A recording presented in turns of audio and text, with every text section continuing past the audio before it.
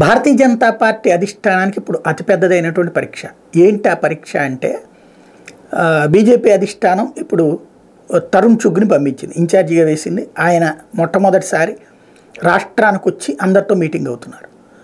Bharatiya Janata party రాష్ట్ర నాయకత్వం పురంధేశ్వరి గారు టేకప్ చేసిన తర్వాత దాదాపుగా 60 to 70% కోర్ కమిటీలో ఉన్నటువంటి వాళ్ళైతే తెలుగుదేశం పొత్తుకే ఇంట్రెస్ట్ చూపెడుతున్నారు. ఒక 20 to 30% మాత్రం వద్దని కోరుకుంటారు.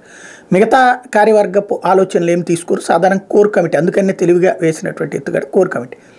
మిగతా వాళ్ళందరూ అయితే కనుక majority Bharatiya Janata party ground level కార్యకర్తలు అయితే పొత్తొద్దు, ఒంటరిగా పోదామంటున్నారు. ఒక సెక్షన్ పవన్ కళ్యాణ్ ఎట్లయినా ఒప్పించి జనసేన యువతలకు తీసుకొచ్చి మన ఇద్దరమే కలిసి వెళ్దాం అనేటువంటి వాళ్ళు ఒక 20-30% ఉన్నారు.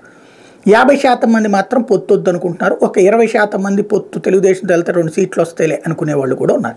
వాళ్ళు తెలుగుదేశం అభిమానులైనటువంటి గ్రౌండ్ లెవెల్ నాయకులు. కోర్ కమిటీలో మాత్రం పురంధేశ్వరి గారు తీసుకున్నటువంటిది మ్యాక్సిమం 100కి 80% మంది అయితే మాత్రం తెలుగుదేశంతో పొత్తుకి కోరుకునేటువంటి వాళ్ళే ఉన్నారు. ఇవాళ రేపు 2 రోజుల పాటు సమావేశాలు జరగబోతాయి తరుణ్ చుగ్ ఆధ్వర్యంలో. ఇక్కడ తెలుగుదేశం పార్టీతో దీని తర్వాత అంటే వీళ్ళ పార్టీ రాష్ట్ర నాయకత్వపు ఆలోచన తర్వాత ఇప్పుడు తెలంగాణలో అయితే పొత్తొద్దని బండి సంజయ్ చెప్పారు.